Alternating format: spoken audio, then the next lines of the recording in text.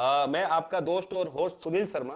आप सभी लाइव जो देख रहे हैं यूट्यूब पे दोस्तों, हमारे जो वेल सर और जो ऑडियंस है, हमारे फ्रेंड्स, तमाम लोगों का मैं आपका दोस्त और होस्ट सुनील शर्मा स्वागत करता हूं। और तमाम जो वेबएक्स पे हमारे जो प्यारे प्यारे ऑडियंस से दर्शक हैं, एक दर्शक कैलिफोर्निया से जो जुड़े हुए हैं, उनका तमाम पार्टिसिपेट का मैं स्वागत करता हूं महासेवा की तरफ से दोस्तों, महाराष्ट्र सोसाइटी वेलफेयर एसोसिएशन और साथ ही एमएनएस मीडिया न्यूज सर्विस की तरफ से मैं आपको सभी का अभिनंदन करते हुए स्वागत करता हूं। और आज के इस वेबिनार की शुरुआत कर रीडेवलपमेंट से रिलेटेड थर्सडे को हम, जैसा हमेशा हमारा कमिटमेंट है, पिछले 28 मार्च से लगातार इस तरह की वेबिनार कर रहे हैं हम। तो आज का हमारा विषय है to be or not to be for redevelopment in present situation of COVID 19 को देखते हुए क्या आपको करना, क्या नहीं करना है इस रीडेवलपमेंट के लिए। तमाम जो हाउसिंग सोसाइटी रीडेवलपमेंट में जाना चाहती है उनके लिए बड़ा ही ईट नींव का पत्थर साबित हो सकता है ये लेक्चर। हमारे कीनोट स्पीकर आर्किटेक्ट संदीप कंडगुटकर साहब का आप जरूर इसमें जुड़े। जो लोग ये लाइव देख रहे हैं वो भी सवाल कर सकते हैं। तमाम जो वेबएक्स पे हमारे दर्शक है, ऑडियंस है, पार्टिसिपेंट्स है, वो भी सवाल कर सकते हैं आफ्टर लेक्चर। उनके सवालों के जवाब भी हमारे कीनोट स्पीकर हैं कंडगुटकर साहब वो देंगे। मिस्टर पार्थ सारथी और हमारे जो आज के कीनोट स्पीकर है मिस्टर संदीप कंडगुटकर, जो आर्किटेक्ट है, फेमस और पीएमसी करते हैं और रीडेवलपमेंट के जानकार हैं। संदीप जी के बारे में मैं उनका स्वागत इस तरह से करूंगा दोस्तों। इत्र से कपड़ों का महकाना कोई बड़ी बात नहीं। इत्र सेंट होता जो, इत्र से कपड़ों का महकाना कोई बड़ी बात नहीं। मजा तो तब है, मजा तो तब है जब आपके किरदार में खुशबू आए। मजा तो तब है जब आपके किरदार में खुशबू आए। और हमारे संदीप कंडगुटकर साहब के किरदार में खुशबू आती है। खुशबू किस तरह से आती है? रीडेवलपमेंट के तमाम जो आपके सवालों के जवाब देंगे ना, तो निश्चित ही मुझे ऐसा लगता है आपको राहत भी मिलेगी और उनके किरदार में आपको खुशबू की आहट महसूस होगी। इसी लाइन के साथ में उनका मैं स्वागत करता हूं। और आगे की लेक्चर के लिए और वेबिनार को बढ़ाने के लिए हमारे आज के जो मॉडरेटर हैं, जो महासेवा के वाइस प्रेसिडेंट है मिस्टर एस पारसारथी, उनको इन्वाइट करता हूं। Mister Parasarathi, please welcome sir, स्वागत है आपका। सुनील शर्मा जी धन्यवाद। Welcome to all the participants and a warm welcome to architect Sandeep Kangudkar ji, जो हमारे साथ में काफ़ी 2-3 महीने से जुड़ते आ रहे हैं ये वेबिनार्स में। और आज भी उन्होंने उनके बिजी शेड्यूल से टाइम निकाल के हमारे इस वेबिनार में पार्टिसिपेट करने का हमको एक मौका दिया फिर से, कि उनके एक्सपर्टीज जो है रीडेवलपमेंट और सेल्फ रीडेवलपमेंट को लेकर के, उसके बारे में जो इनपुट्स है वो जानने के लिए मैं उनको महासेवा की तरफ से वेलकम करता हूँ इस वेबिनार के लिए। And good evening, everyone. Let's start directly with the topic, to be or not to be for the redevelopment. So I will share my PPT with you. To be or not to be, that is the question. This is a very famous phrase used when someone has a very serious problem. जब कोई बहुत serious problem आता है तो ये phrase बहुत आसानी से अपने मुंह से निकलती है, टू बी और नॉट टू बी, करना है या नहीं करना है। कोविड-19 is a serious problem. Lockdown, lockdown and extended lockdown, closure of shops, commercial establishments, no business, nothing to do. It's a very, very serious matter. Unemployment, no job for daily workers, construction workers migrating to their home. Lockdown results in no construction activity, economic collapse. This is what is the total grim situation. और ऐसे हालात में हमें कुछ भी करने के लिए एक तो पहला अपना साइकोलॉजिकल प्रिपरेशंस नहीं है। ये कंडीशंस कितने देर तक चलती रहेगी, चलते रहेगी, इसका भी हमें कुछ पता नहीं चल रहा है।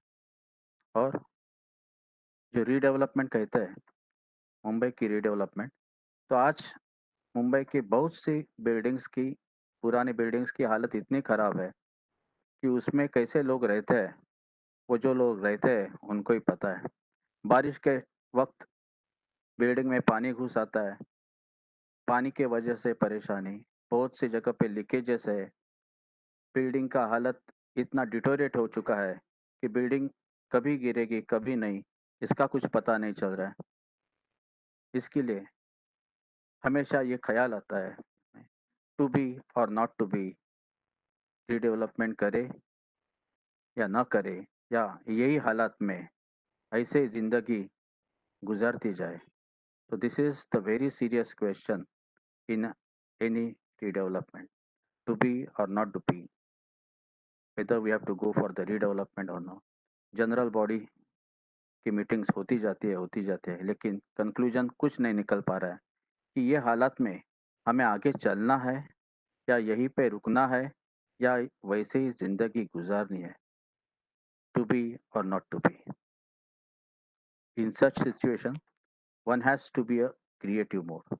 जब बहुत सा डिस्ट्रक्शन होता है तो नेचुरली कुछ क्रिएटिव हो जाता है, और क्रिएटिव करना ही उस मुसीबत का हल होता है।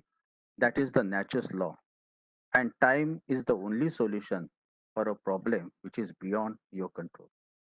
वक्त ही उस प्रॉब्लम का सॉल्यूशन हो सकता है, लेकिन हमें पूरी कोशिश करनी चाहिए कि इसमें हमें धैर्य रखना चाहिए और बहुत ही क्रिएटिविटी से और बहुत ही सजग प्रयत्न से इससे उबर कर आना है।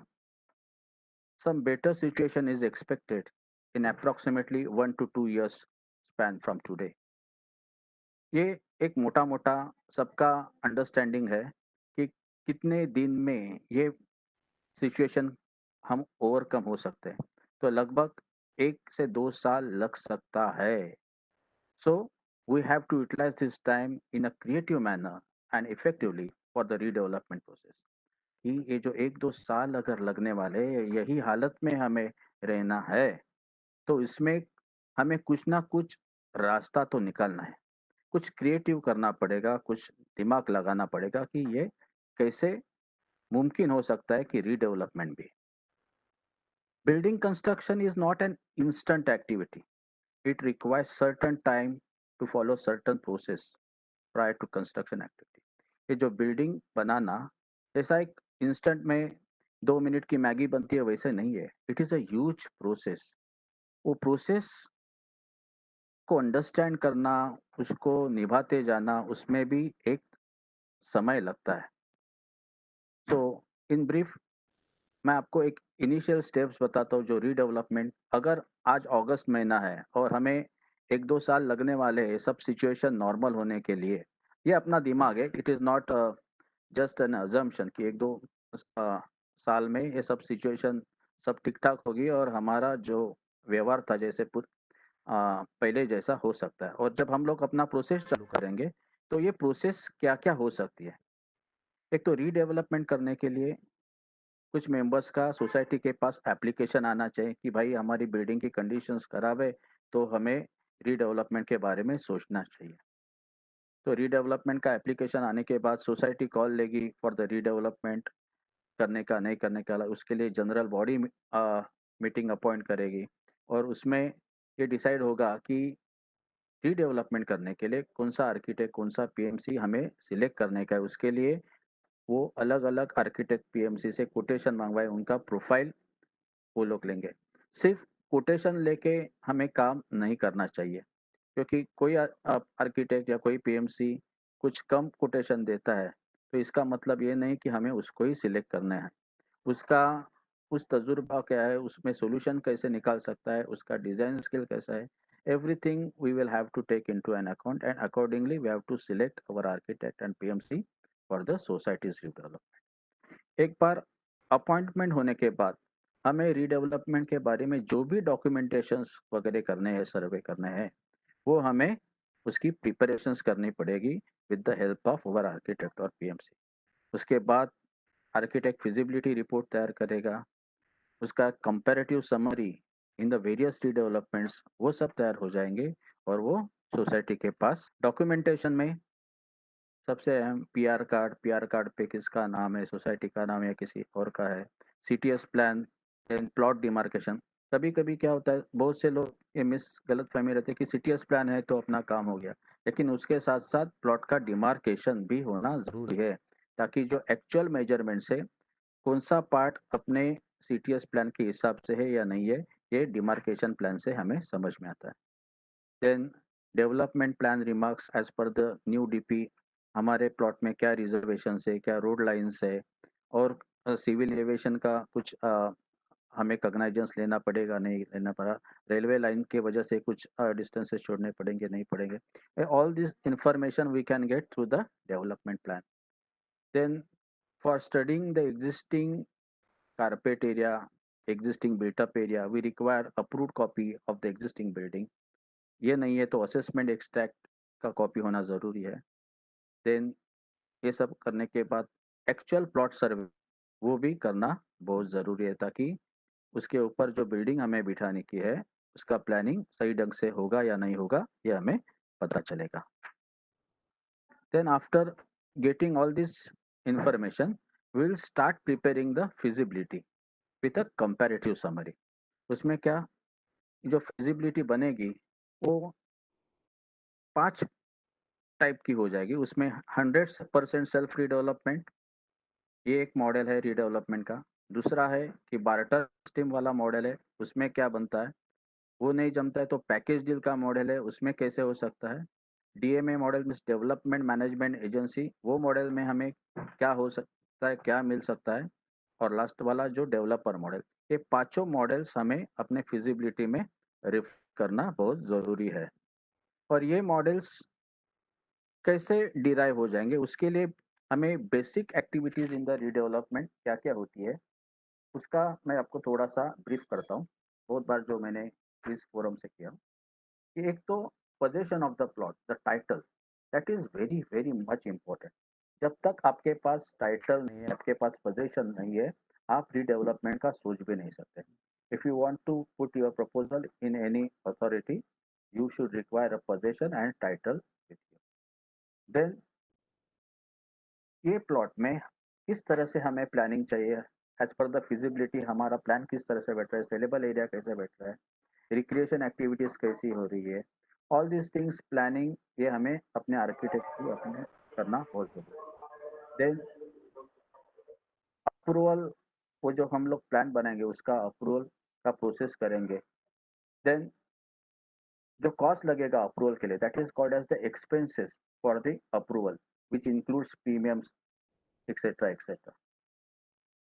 अप्रूवल आने के बाद एक्टिविटी है कंस्ट्रक्शन की। कंस्ट्रक्शन के लिए जो फाइनेंस लगेगा, दैट इज अनदर एक्टिविटी। और ये सब काम होते होते हमें सेल्स भी करना ज़रूरी है, क्योंकि जब तक सेल नहीं होगा प्रोजेक्ट वायबल नहीं होगा। तो sale is also important activity. और ये सभी एक्टिविटीज़ हम मॉनिटर करेंगे to our appointed PMC. So monitoring is also very important activity. तो ये जो सब एक्टिविटीज़ है स्टेप बाय स्टेप, अगर कोई सोसाइटी खुद करती है, जैसे प्लॉट का पोजीशन उनके पास है, राइट, और जो टाइटल उनके पास है और वो किसी को उनके राइट्स नहीं देती है और वो अपने पास संभल के रख सकती है, उसके बाद society start doing the planning of their own premises as per the feasibility to their appointed architect. तो दैट इज ऑल्सो पॉसिबल।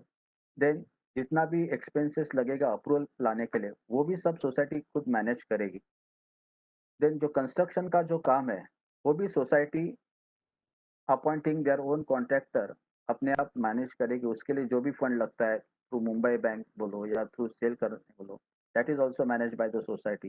जो फाइनेंस लगेगा कंस्ट्रक्शन के लिए, that will also manage. Sale भी खुद डिपार्टमेंटली कोई अपॉइंटमेंट एजेंसी करके करेगी।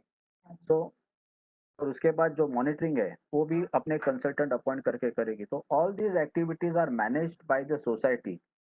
देन इन ए मॉडल में this is called as 100% self redevelopment. अगर कोई सोसाइटी कहती है कि ये इतनी सब बातें हम लोग नहीं कर पाएंगे, इतना बर्डन लेके हम लोग रीडेवलपमेंट करना हमारे लिए पॉसिबल नहीं है, if you are saying that position of the plot should be with you, वो ठीक है।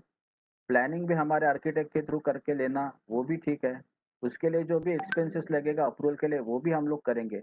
लेकिन एक कंस्ट्रक्शन एक बहुत बड़ा काम है, वो कभी हमसे नहीं होगा, क्योंकि अभी जब रीडेवलपमेंट में कोई बिल्डिंग जाती है तो वहाँ के जो मेंबर्स रहते हैं बहुत, उनका भी एज कुछ हद तक ज़्यादा हो गया था। तो continuous site visit, to monitor the contractors and to do the coordination with the various consultant, ये बहुत झमेला है. It is not possible. So can we reduce this burden? Yes, it is possible. You can appoint a contractor in a such a way वो barter system में काम करेगा. तो जो कंस्ट्रक्शन का जो आपका हेडेक है वो बहुत हद तक आपका निकल जाएगा. उसके लिए जो फाइनेंस की भी रिक्वायरमेंट है उसका भी टेंशन चला जाएगा. फिर उसके बाद आपके पास बचेगा जो आपके सेलेबल फ्लैट्स है वो सेल करने के और आपको आपका प्रोजेक्ट मॉनिटर करने का. तो this is called as barter system.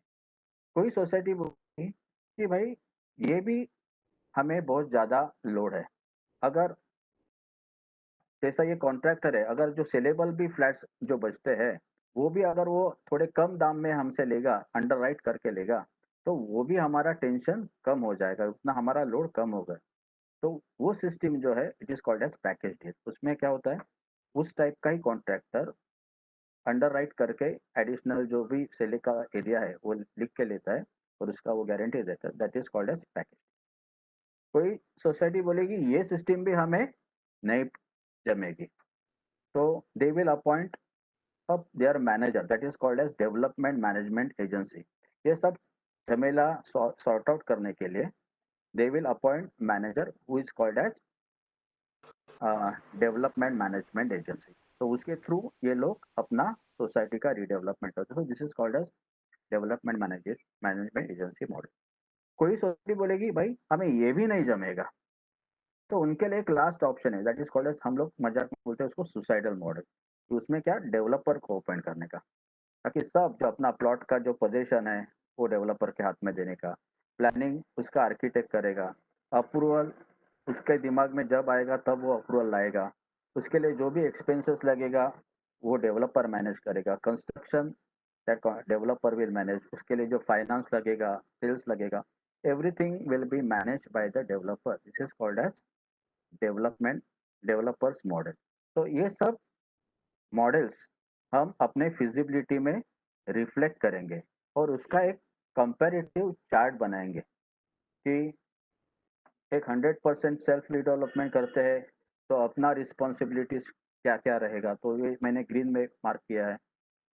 अगर बार्टर सिस्टम में जाएंगे तो जो कंस्ट्रक्शन का and finance for the construction उतना पार्ट वो डेवलपर सॉरी कॉन्ट्रैक्टर करने वाला है, तो वो मैंने रेड में मार्क किया है, वो अपने को नहीं करने का है. पैकेज डील में जो एडिशनल सेल के भी पार्ट जो है उसका भी जो जिम्मेदारी है वो कॉन्ट्रैक्टर लेने वाला है. So that is package deal में वो भी अपना बर्डन कम हो जाएगा. एंड डेवलपमेंट मैनेजर जो फॉर्म है, ये जो मैंने येलो किया है, इसका मतलब ये है कि तब वो मैनेज करेगा लेकिन on behalf of the society. वो सोसाइटी के साथ जिम्मेदार रहेगा एवरी एक्टिविटी, लेकिन जो भी खर्चा वगैरह रहेगा that will get deducted from the society's account and for which society will pay him certain fee. और लास्ट वाला जो मॉडल है डेवलपर, जब सभी रेड है उसमें सोसाइटी को जरा भी बर्डन लेने का नहीं है. पूरा का पूरा बर्डन वो डेवलपर के पास रहेगी और all activities will be conducted by the developer.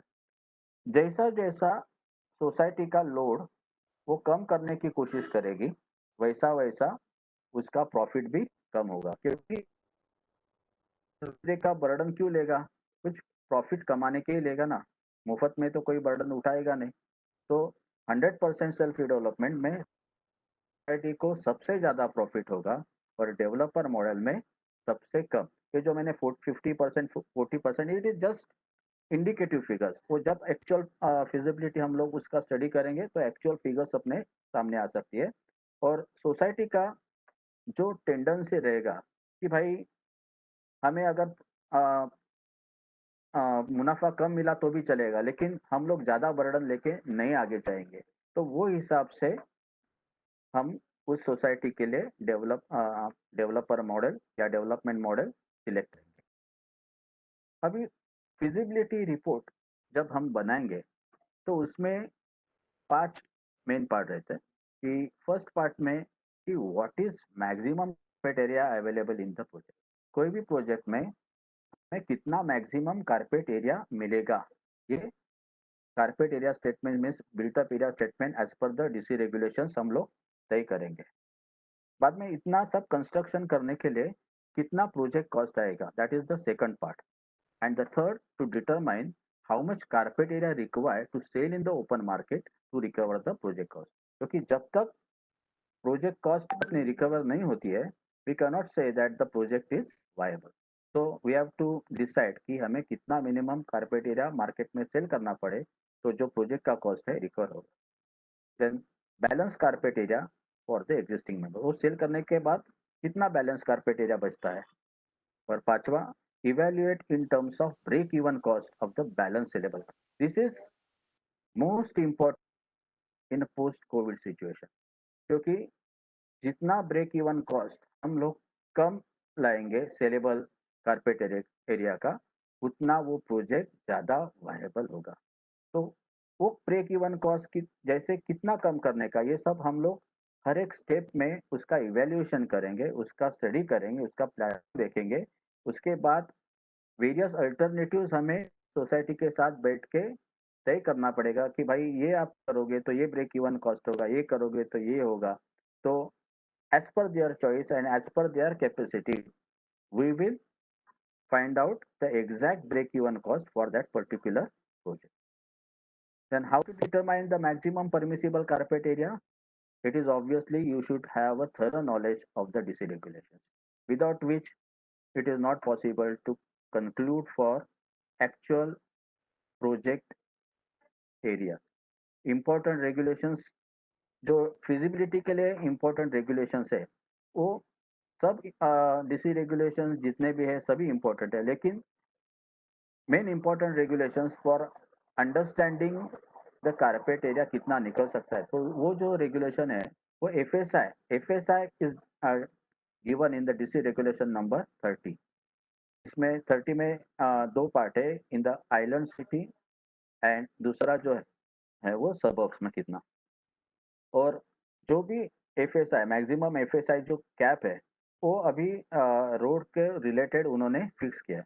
जैसे सिटी में अगर 9 मीटर से कम वाला रोड है तो maximum FSI you can go up to 1.33, और 27 मीटर से ऊपर रहेगा तो you can go up to 3. उसमें से 1.33 इज प्लॉट पोटेंशियल, 0.84 का अपने को एफएसआई बाय चार्जिंग प्रीमियम लेने का है, एंड 0.83 या. और सबब के लिए अगर कोई भी रोड लेस देन 9 मीटर रहेगा तो we can have FSI cap of 1. 9 meter to 12 meter we can go up to 2. 12 meter to 18 meter we can go up to 2.2, and 18 meter to 27 2.4, and 27 and above 2.5. अगर 12 और 18 metre का road हम लोग अगर just example, तो 1 is our plot potential, 50% is the FSI by charging premium, and 70% is the TDR. So that becomes 2.2 is the maximum FSI cap. उसके ऊपर हम लोग नहीं जा सकते. तो लेकिन अभी ये जो FSI है, FSI के ऊपर 35% फंजिबल भी मिलता है, that is over and above. अगर 2.2 is the FSI maximum FSI cap, then on this 2.2 we can go even further 35%, so that is called as fungible FSI. Then DC regulation 31(1) deals with the area, कौन सा area FSI में लेने का. 31(2) deals with the area to be exempted from FSI, and 31(3) is for the fungible compensatory FSI. DC regulation 32 deals with the TDR, कि TDR हम कैसे load कर सकते हैं, कितना परसेंटेज से लोड कर सकते हैं. Everything is given in the regulation number 32. And DC regulation number 33 deals with the additional FSI in certain categories. तो additional FSI अभी जो हम लोग देख रहे थे कि हमें TDR परचेस करने का, FSI बाय चार्जिंग प्रीमियम लेने का है, और प्लॉट पोटेंशियल, और उसके लिए जो FSI कैप है. लेकिन कुछ कैटेगरीज के लिए एडिशनल FSI हमें डायरेक्टली गवर्नमेंट देती है. जैसे कि 33(5) फॉर द माड़ा हमें 3 FSI मिल सकता है, और प्लॉट एरिया अगर 4000 स्क्वायर मीटर से ऊपर है तो we can go up to 4 FSI also.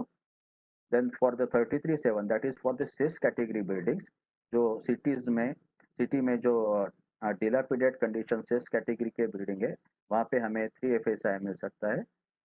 या जो भी उनका रिहैब का एरिया है उसका 50% depending upon the number of cluster plots where amalgamating. Then 33(7)(a) is for the non-SIS tenanted buildings in city and suburbs. 33(7)(b) is the additional incentive FSI for redevelopment of existing housing society excluding says building कि बहुत सी societies का redevelopment जो सबब में या city में ज़्यादा उसमें फिजिबिलिटी वायबिलिटी बढ़ाने के लिए वो इंसेंटिव एफएसआई देते हैं, जैसे 10 स्क्वायर मीटर पर एग्जिस्टिंग मेंबर या 15% of the existing built up area whichever is greater is given as our additional incentive FSI. लेकिन उसके लिए भी एफएसआई का कैप जो डीसी रेगुलेशन नंबर 30 में है वो लागू हो जाता है। Then DC regulation number 33(9) is for the clustered development, जो दो चार प्लॉट्स इकट्ठा करके अगर अच्छी से रीडेवलपमेंट हो सकती है तो उसके लिए वो क्लस्टर डेवलपमेंट का प्रावधान रेगुलेशन में है। सिटी में plot area minimum 4000 square meter का होना चाहिए और सबब के लिए 6000 स्क्वायर मीटर का। 33(10) is for the slum redevelopment. सभी हाउसिंग सोसाइटीज के लिए एक अभी खुशी की बात यह है कि बहुत सी societies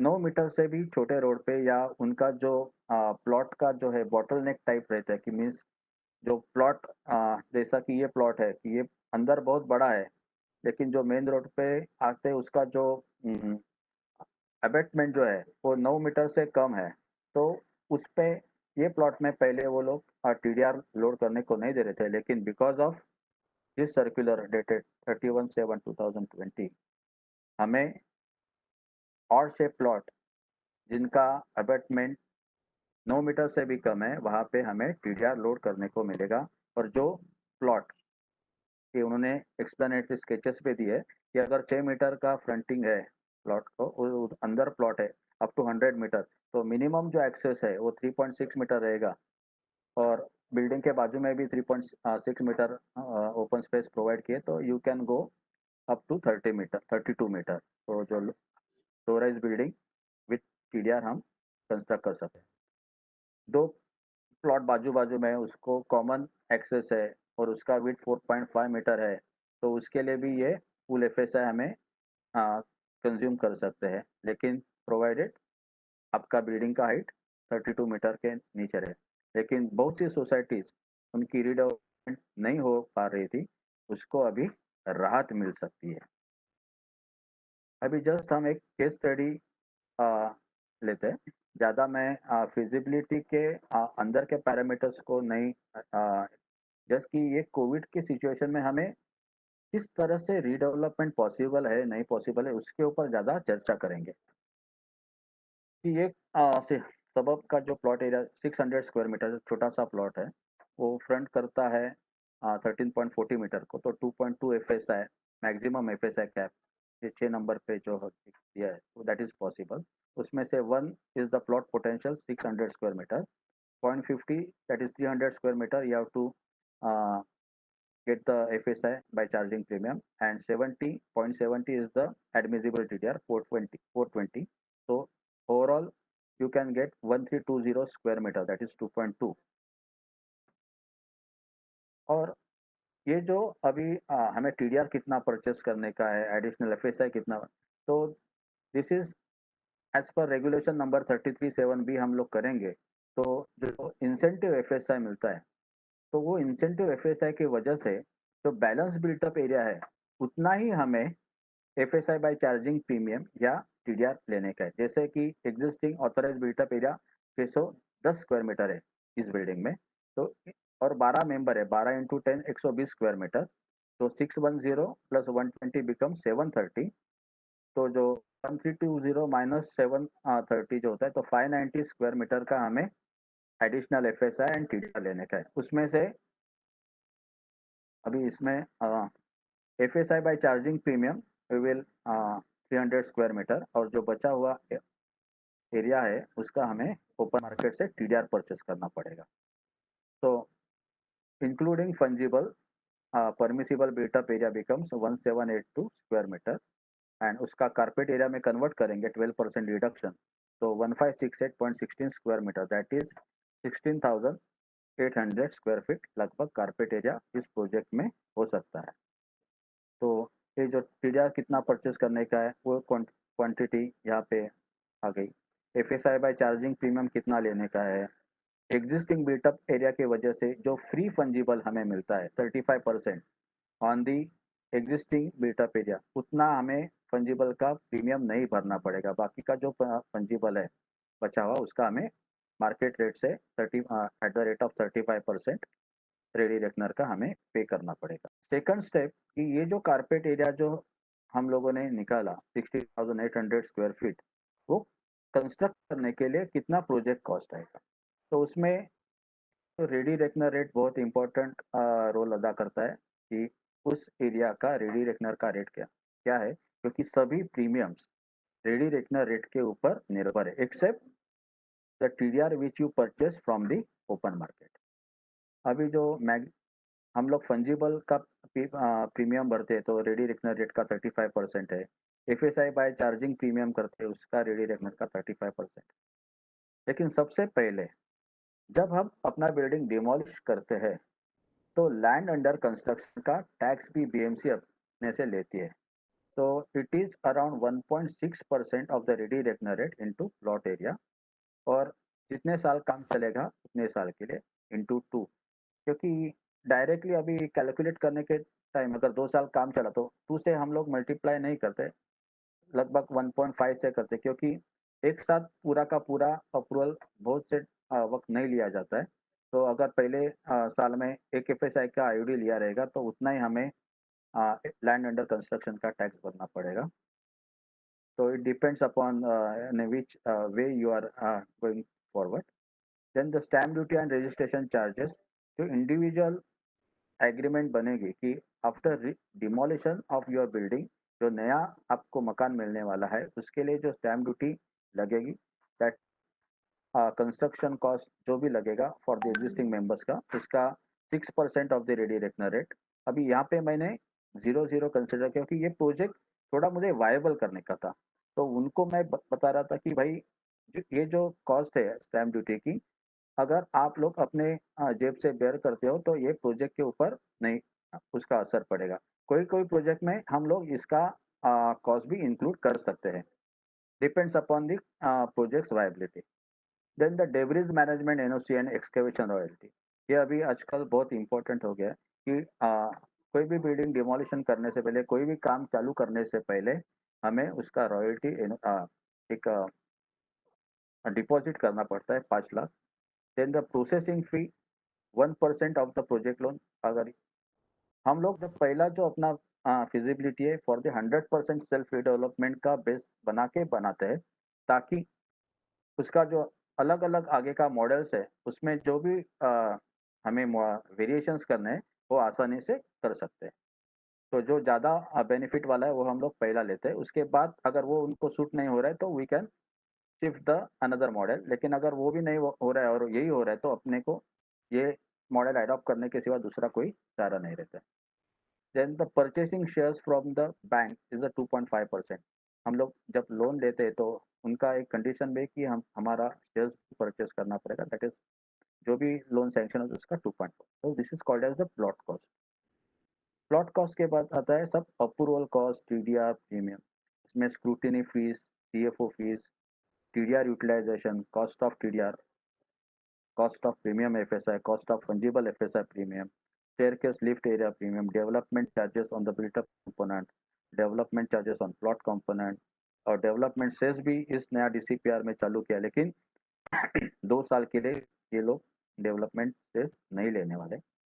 then labour cess 1% of the construction cost, deficiency premium कि जो पूरा बिल्डिंग हम लोग कंस्ट्रक्ट करें वो जब पूरा का पूरा एफएसआई के लिए बनाएंगे, उसका डिज़ाइन करेंगे तो शायद उसमें शायद नहीं बहुत बार डेफिशिएंसी आ ही जाती है। तो वो डेफिशिएंसी के लिए जितना एरिया डेफिशिएंट हो जाता है उतना हमें प्रीमियम भी बीएमसी को भरना पड़ता है। द अप्रूवल कॉस्ट की जो अप्रूवल कॉस्ट के लिए जो भी वो भी हमें प्रावधान अपने फिजिबिलिटी में नहीं पड़ेगी। अगर इसमें कुछ पेमेंट तो ड्राफ्ट फिजिबिलिटी है, अगर कुछ अपना आइटम ओमिट होता है तो नेक्स्ट राउंड में उसको भी हमें सुधार के फाइनल फिजिबिलिटी बनानी पड़ती है। तो लगभग ये प्रोजेक्ट में 6.5 करोड़ हमें अप्रूवल कॉस्ट है।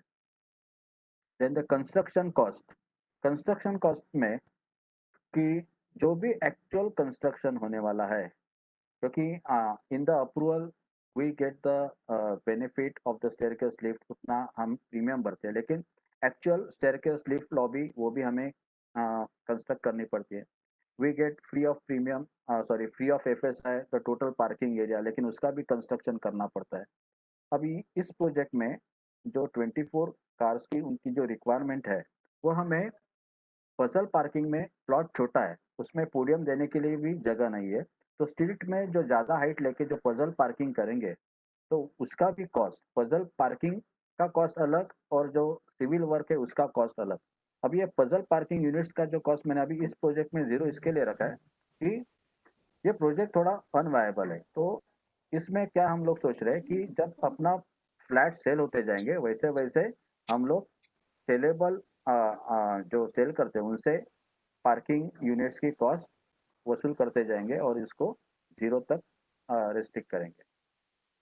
So this becomes the construction expenses at the rate of 2,600 plus we have to pay 18% GST।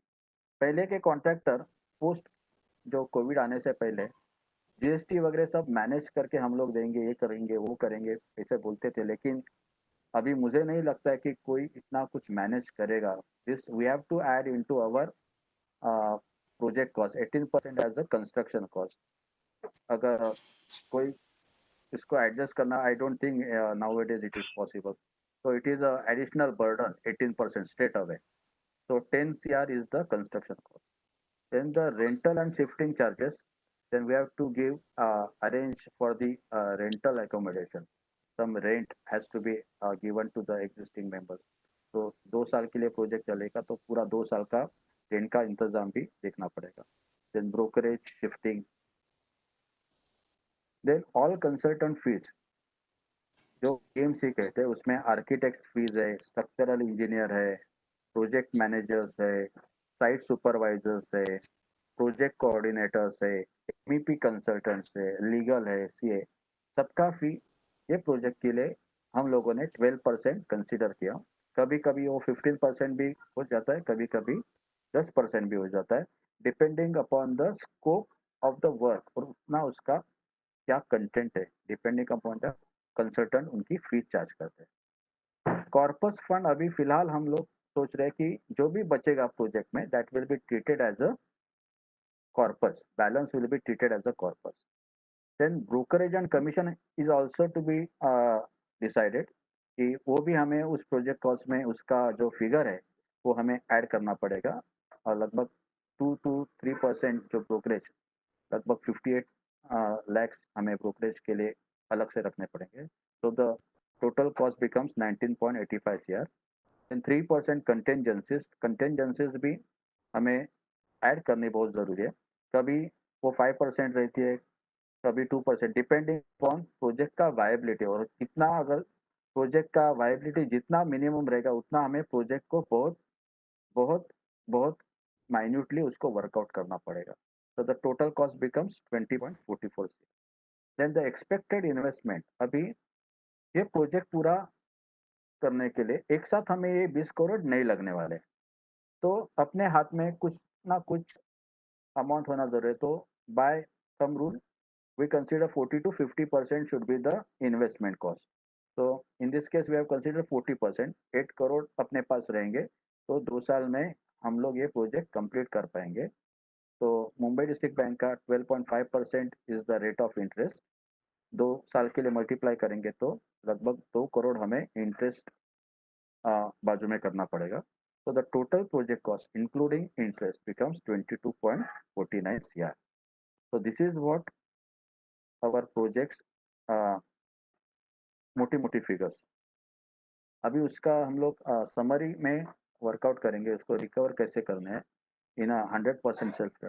अगर 22.49 CR is the project cost, अब ये contribution by existing members for additional area, जो भी additional area आएगा decide करेंगे, जैसे 20% है या 25% है या 30% है, उसके लिए मेंबर्स का अभी पोस्ट कोविड एक टेंडेंसी होना बहुत ज़रूरी है कि हमें इस प्रोजेक्ट में कंट्रीब्यूशन करना ज़रूरी है, क्योंकि जब आपको ये कंट्रीब्यूशन क्यों ज़रूरी है? क्योंकि इफ़ेक्टिव प्रोजेक्ट कॉस्ट अपने को कम करने की, क्योंकि जितनी इफ़ेक्टिव प्रोजेक्ट कॉस्ट कम आएगी, उतना हमें जो ब्रेक इवन कॉस्ट कम आएगा। अगर ब्रेक इवन कॉस्ट अपने को ज़्यादा आएगा, तो अपना सेल होना इस सिचुएशन में बहुत डिफ़िकल्ट है। अगर जस्ट अभी वहाँ का रेट अगर 25,000 है, क्योंकि वो actually before covid it is around Andheri west में का ये प्रोजेक्ट है, तो it was around 30,000 rupees per square feet, लेकिन due to the covid we are thinking 25,000 उसका ब्रेक इवन कॉस्ट रखने का। तो वो ब्रेक इवन कॉस्ट रखने के लिए 5,000 रुपया पर square feet for the additional area. जो भी उनका एग्जिस्टिंग एरिया है, वो उनको पूरा का पूरा फ्री मिलेगा, रेंट उनको फ्री मिलेगा। बाकी की जो एमिनिटीज़ है बिल्डिंग की, वो सब उनको मिलेगी। लेकिन जो एडिशनल 25% या 30% जो भी है, उसके लिए उनको 5,000 रुपया पर स्क्वायर फीट से कंट्रीब्यूशन करना पड़ेगा। अगर प्रोजेक्ट पूरा का पूरा सेल होता है और 25,000 से ज़्यादा रेट से सेल होता है, तो जो भी बचेगा दैट विल बी वो उनको रिवर्ट बैक करेंगे।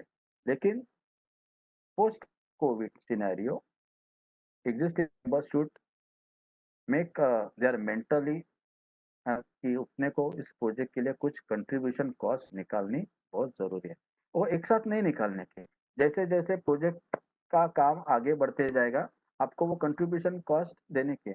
अगर कोई मेंबर कंट्रीब्यूशन कॉस्ट निकालने के लिए इसमें कभी-कभी सही में फाइनेंशियल प्रॉब्लम हो सकता है, कोई जेन्युइन प्रॉब्लम हो सकता है।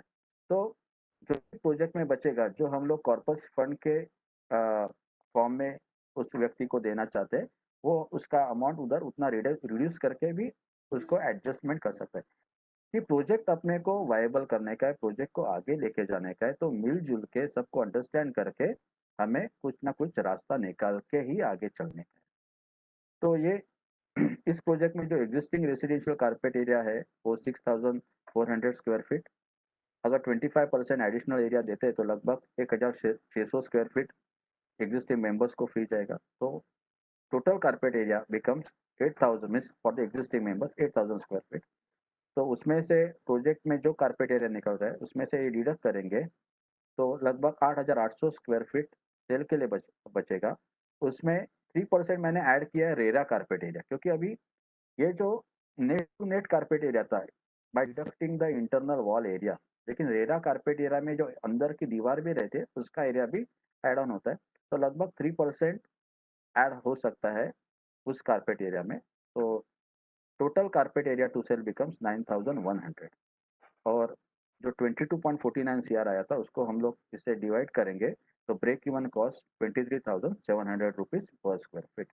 तो this is the break even cost में अपना ये प्रोजेक्ट बैठ सकता है।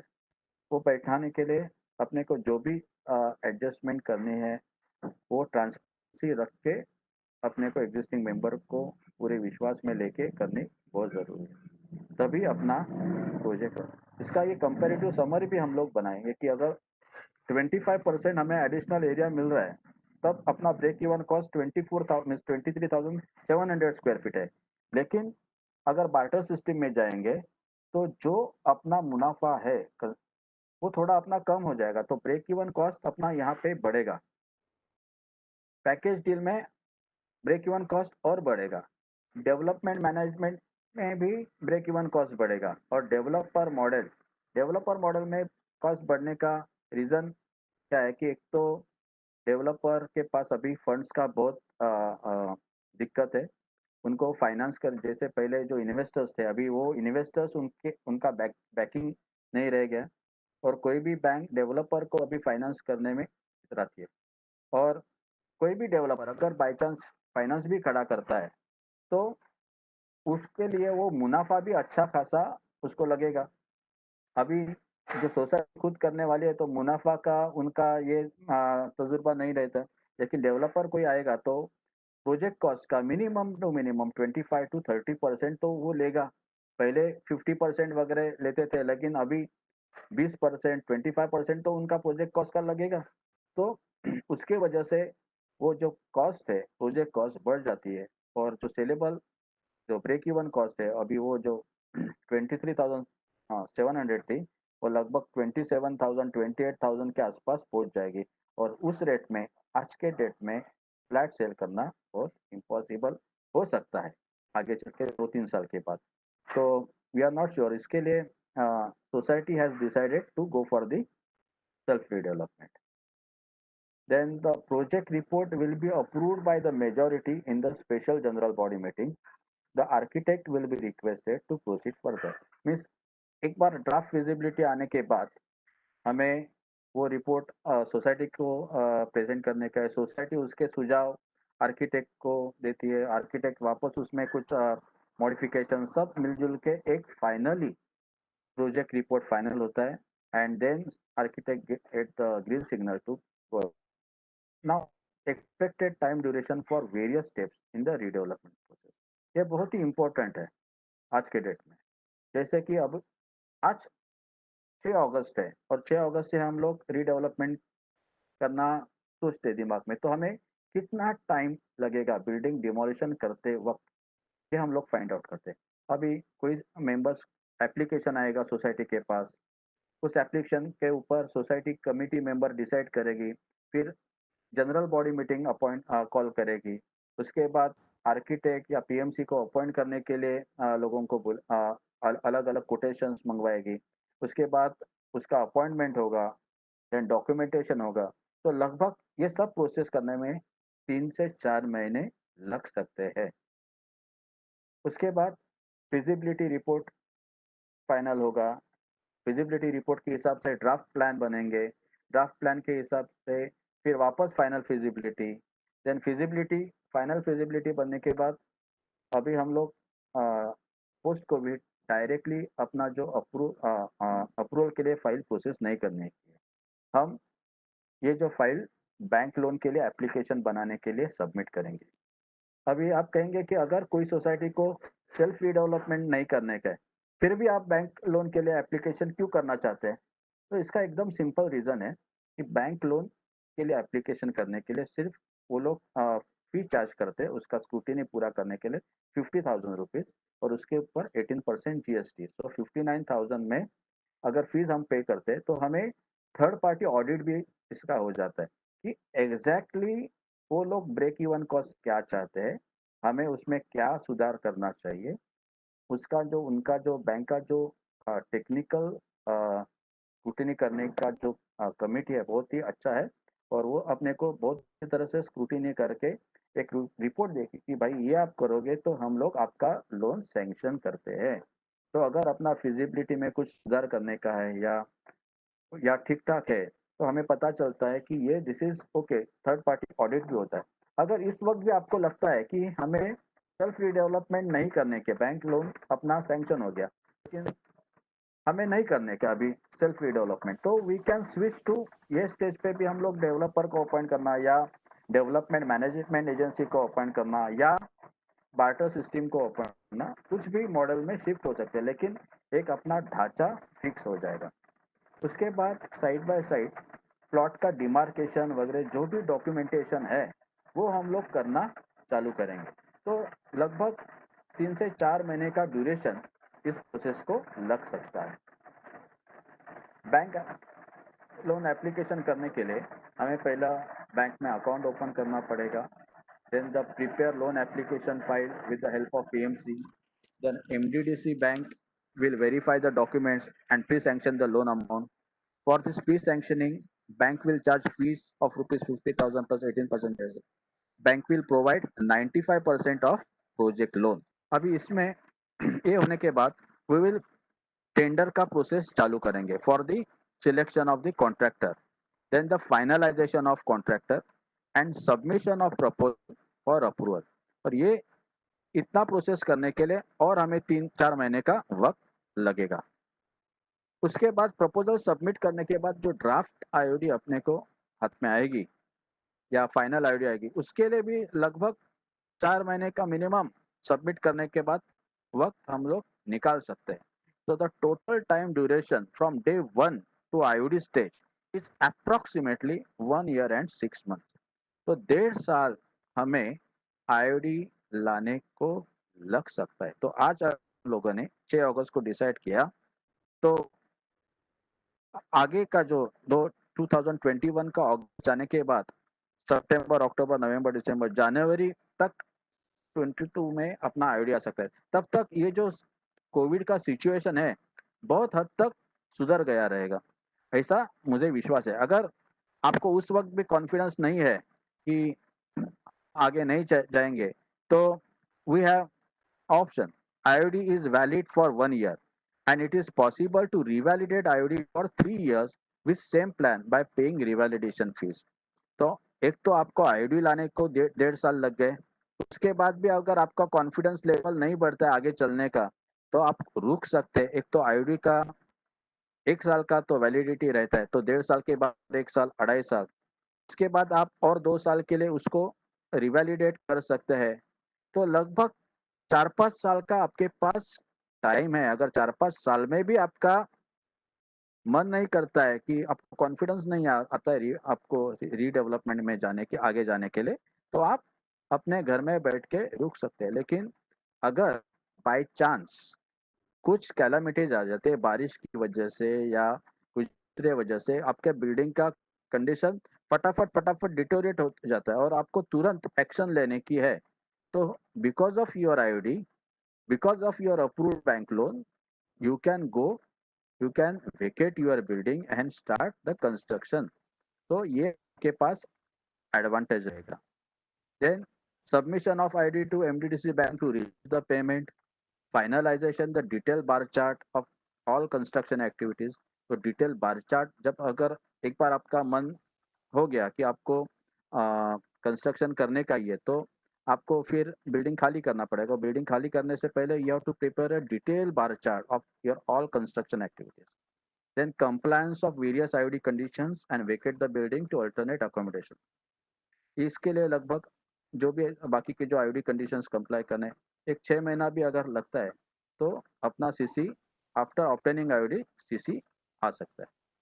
Then after obtaining the CC, we have to register the project at RERA, then construction activity till completion, obtain occupation certificate, and joint inspection and handing over of flats, and repayment of loan amount।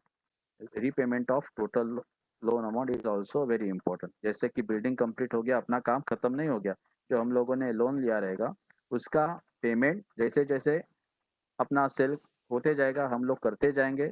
लेकिन occupation के बाद भी हमें 7 साल का means जैसा जिस दिन अपना लोन अप्रूव होता है, अपने को 7 साल का पीरियड है कि हम लोग लोन रीपेमेंट कर सकते हैं। एक तो IOD लाने में जो हम लोग टाइम लगाने वाले हैं, फिर उसके बाद जो काम चालू करेंगे उसके लिए जो टाइम है, तो we have definitely sufficient amount to think about finance return. So formally to closure the loan account, to be, not to be, that is the question, could be resolved systematic and creative approach। This is what I think, and mostly if you agree, we can do the redevelopment in a hassle free manner। Thank you।